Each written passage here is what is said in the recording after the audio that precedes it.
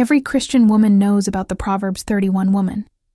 She's been quoted in sermons, referenced in Bible studies, held up as the standard of godly femininity for generations. But here is what almost no one talks about. The version of her that most marriages are building their expectations around is not actually the woman described in Scripture. Something critical has been lost in translation, not in the words themselves, but in the understanding of what those words meant in their original context. This is not a small oversight. This misunderstanding is quietly dismantling marriages built by sincere, godly women who are doing everything they believe the Proverbs 31 woman would do, yet watching their husbands grow more distant with each passing year. The confusion is not about effort or intention. It is about fundamentally misreading what strength, virtue, and biblical womanhood actually look like inside the daily reality of marriage. The Proverbs 31 passage was never meant to be a checklist of tasks to complete or roles to fulfill. It was a poetic description of a woman whose character produced tangible results in every area she touched. When Scripture says her husband has full confidence in her and lacks nothing of value, it is describing an outcome, not an obligation. When it mentions that she brings him good and not harm all the days of her life, it reveals a posture that shapes every interaction. When it declares that her children rise up and call her blessed while her husband praises her, it paints a picture of influence that flows from who she is rather than what she does. Most modern interpretations reverse this order. They focus on the actions, the productivity, the visible accomplishments, and miss entirely the internal reality that made those external results possible. The Proverbs 31 woman was not exhausting herself to prove her worth. She was operating from a place of security, wisdom, and settled identity that allowed her strength to build rather than dominate everything around her. Consider the very first quality mentioned after the rhetorical question about finding such a woman. Her worth is described as far above rubies. This is not a statement about her accomplishments or her to-do list. It is a declaration of value that exists independent of performance. A woman who understands her worth does not need to prove it through constant activity or relentless control. She can rest in who she is, which creates space for her husband to step into who he is meant to be. The moment a wife begins operating from insecurity, trying to earn value through perfection or micromanagement, she stops functioning like the Proverbs 31 woman and starts functioning like someone who has forgotten the foundation that makes everything else work.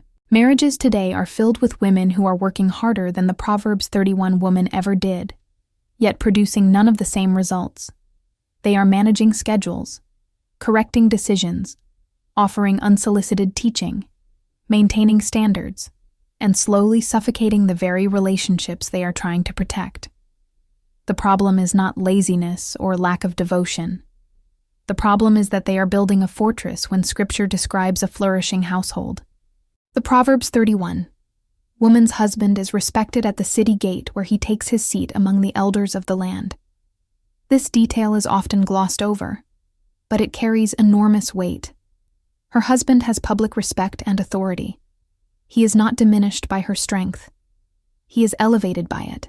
This only happens when a woman understands that her role is not to compensate for her husband's weaknesses or prevent his failures, but to create an environment where his leadership can develop and thrive.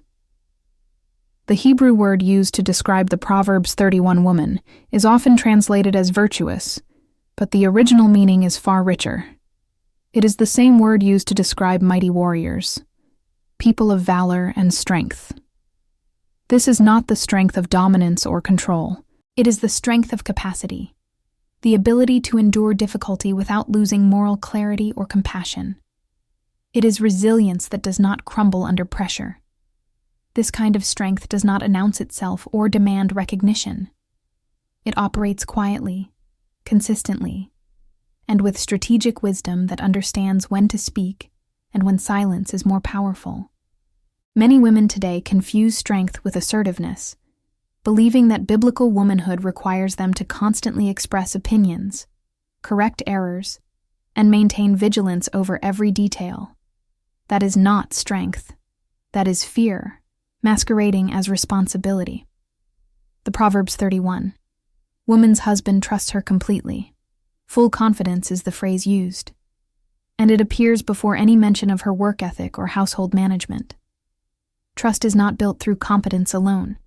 It is built through consistent demonstration that someone is for you rather than against you, that they see your potential rather than cataloging your failures, that they guard your dignity even when correction is needed. When a wife operates from a posture of trust, her husband feels safe enough to take risks, to lead without fear of constant critique, to make decisions knowing that mistakes will not become ammunition for future arguments. This kind of safety is rare in modern marriages, because trust has been replaced by standards and expectations that function more like performance reviews than partnership. If this is hitting something deep, something that feels uncomfortable or convicting, stay right here. What comes next will show exactly how the Proverbs 31 posture rebuilds what criticism and control have been slowly dismantling. The passage says she brings her husband good and not harm all the days of her life. This is not about perfection or never making mistakes. It is about intent and trajectory. The question every wife must ask is whether her words, tone, decisions, and attitudes are building her husband up or tearing him down. Proverbs makes this clear in another place, declaring that the wise woman builds her house, but the foolish one tears it down with her own hands. The imagery is striking. It is not an outside force destroying the marriage. It is her own hands, her own choices, her own patterns of interaction that dismantle what should be growing stronger. The Proverbs 31, woman understood something that most modern wives have forgotten.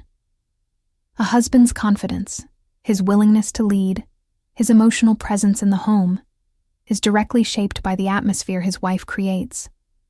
Many women reading this will immediately feel the urge to defend themselves or point to legitimate failures and shortcomings in their husbands. That reaction proves the point. The Proverbs 31 woman was not concerned with documenting her husband's deficiencies. She was focused on maximizing her own faithfulness to the role she had been given. When Scripture describes her as clothing herself with strength and dignity and laughing at the days to come, it reveals someone who is not anxious about outcomes she cannot control. She has done what she can do, and she trusts God with the rest. Anxiety, resentment, and the need to control outcomes are all symptoms of a woman who has stopped functioning like the Proverbs 31 model and started operating from fear. The text mentions that she speaks with wisdom and faithful instruction is on her tongue. Notice the order. Wisdom comes first, then instruction. Most women reverse this. They instruct constantly, offering correction, guidance, unsolicited advice, and information their husbands did not ask for, all without the wisdom to know when silence would serve better. Faithful instruction is not the same as constant teaching. It is carefully timed, gently delivered input that respects the recipient's ability to hear it. The Proverbs 31. Woman's husband did not experience her wisdom as nagging or criticism. He experienced it as a resource he could draw from when needed. There is a vast difference between offering wisdom and imposing it. One invites partnership, the other creates resistance. Here is where the rubber meets the road. The Proverbs 31. Woman's husband praises her publicly. He stands up and calls her blessed. He compares her to other women and declares that she surpasses them all. This does not happen in marriages where a wife has spent years undermining her husband's confidence, correcting his decisions, or communicating through her tone and body language that she does not respect him. A man praises what he admires. He celebrates what makes him feel strong rather than small. When a husband withdraws praise, stops initiating affection, or becomes emotionally absent, it is often because home has become a place where he feels evaluated rather than appreciated. The Proverbs 31. Woman created an atmosphere where her husband wanted to brag about her. Not because she was perfect, but because her presence in his life made him better. Consider what the passage does not say. It never mentions her correcting him, managing his decisions, or ensuring he meets certain standards. It does not describe her teaching him how to lead or compensating for his weaknesses.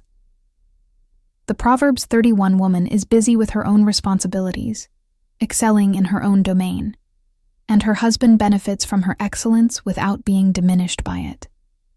This is the picture most marriages are missing. Women today are so focused on their husband's growth, their husband's spirituality, their husband's leadership, that they neglect the very thing that would actually produce those outcomes. When a wife pours her energy into becoming the woman described in Proverbs 31, her husband naturally rises to meet the standard her character sets. When she pours her energy into trying to shape him into what she thinks he should be, he retreats from the pressure and resentment builds on both sides. Take a moment and drop a comment below if you have ever felt exhausted from trying to hold everything together while wondering why it still feels like something is breaking. That exhaustion is a signal that something fundamental has shifted away from the Proverbs 31 model. The passage describes her as someone who watches over the affairs of her household and does not eat the bread of idleness. This has been misinterpreted as permission for controlling behavior. Watching over does not mean micromanaging. It means stewarding what has been entrusted to her care with diligence and wisdom. The Proverbs 31 woman was not controlling her husband. She was managing her own responsibilities so well that he was free to focus on his. There is a massive difference between a wife who handles her domain with excellence and a wife who inserts herself into her husband's domain under the guise of helping or ensuring things are done correctly. One demonstrates trust. The other communicates that she believes he is incapable without her oversight. The reverence and respect the Proverbs 31 woman shows toward her husband is implicit throughout the passage, but it becomes explicit in Ephesians, where Paul connects the practical reality of marriage to the spiritual picture it represents.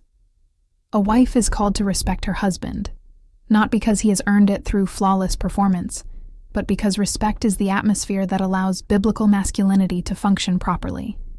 Respect is to a man what love is to a woman. It is the relational currency that communicates value, worth, and belonging. A woman can say she loves her husband while simultaneously destroying his confidence through disrespect.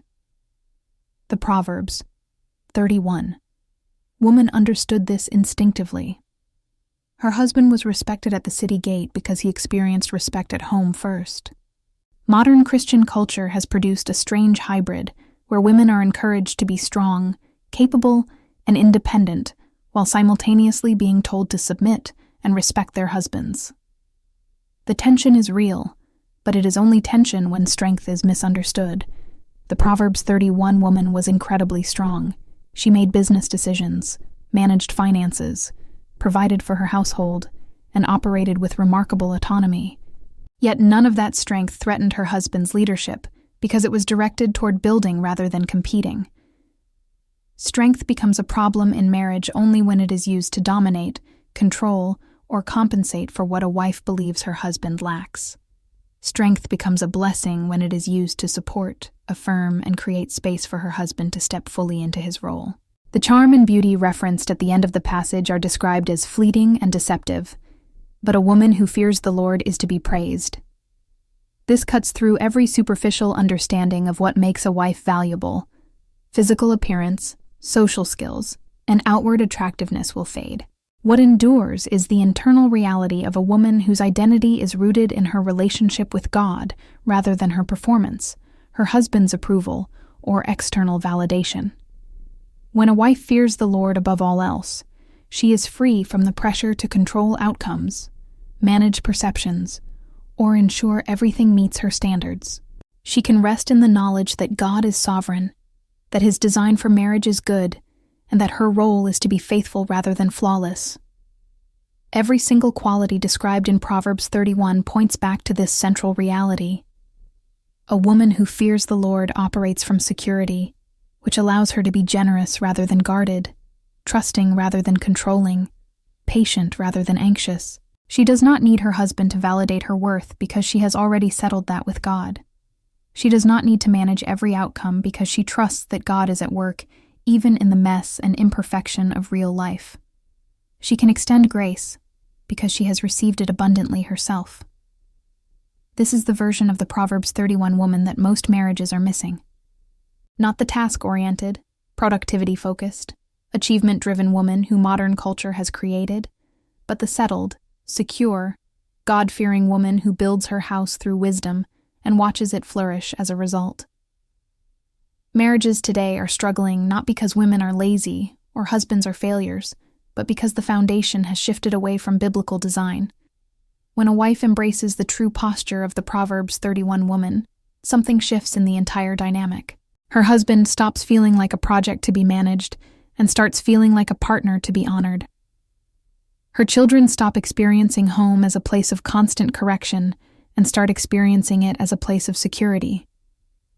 She herself stops carrying the crushing weight of responsibility for outcomes she was never meant to control, and starts experiencing the freedom that comes from faithful stewardship within her God-given role.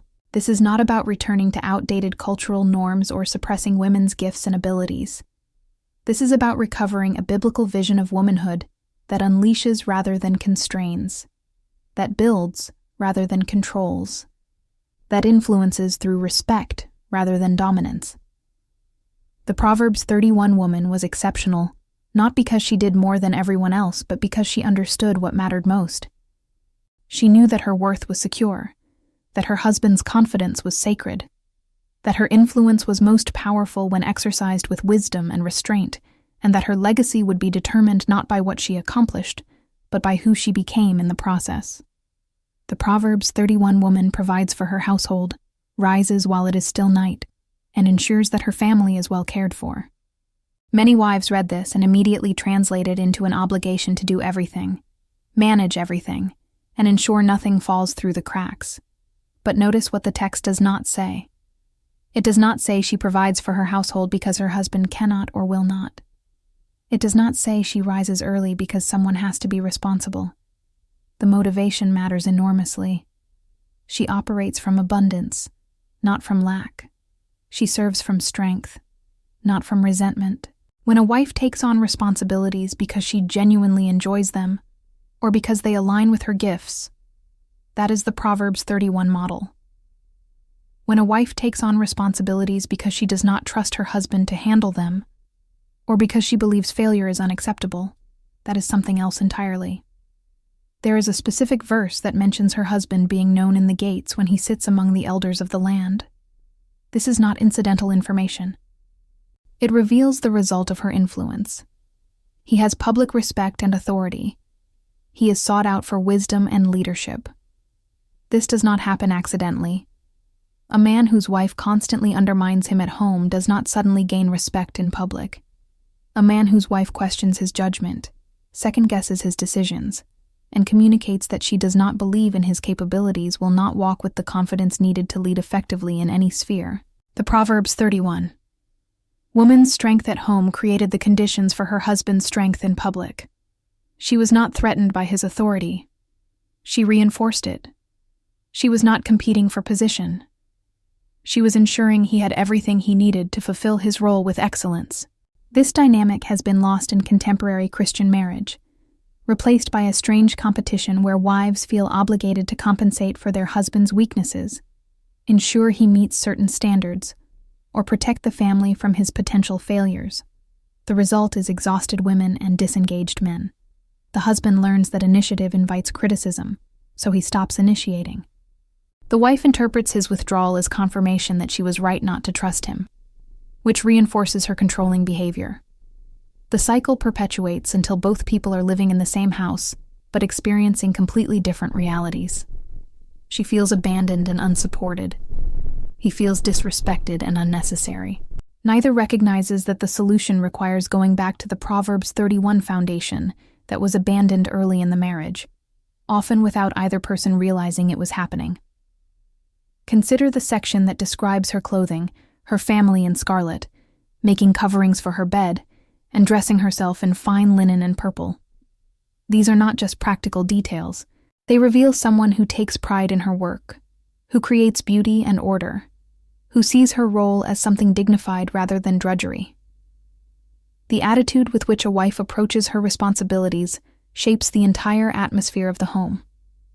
A woman who serves resentfully, who views household management as beneath her, or who constantly communicates that she is overwhelmed and underappreciated, creates an environment that no one wants to be in.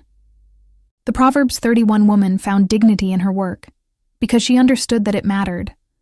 She was not performing for applause or recognition. She was building something valuable, and that gave her work meaning even on ordinary days when no one noticed. The marketplace activity mentioned in the passage, where she considers a field and buys it, where she makes linen garments and sells them, has been used to justify all kinds of interpretations. Some use it to argue for complete financial independence. Others use it to suggest that women should focus exclusively on entrepreneurship. Both miss the point. The Proverbs 31. Woman was using her gifts and abilities in ways that benefited her household. She was not seeking autonomy from her husband. She was exercising stewardship within the context of their partnership. The modern tendency to view every form of contribution as either empowerment or oppression distorts what Scripture actually presents. She had agency. She made decisions. She generated income. None of that threatened the marriage because it was all oriented toward building the household, rather than building an independent identity apart from it.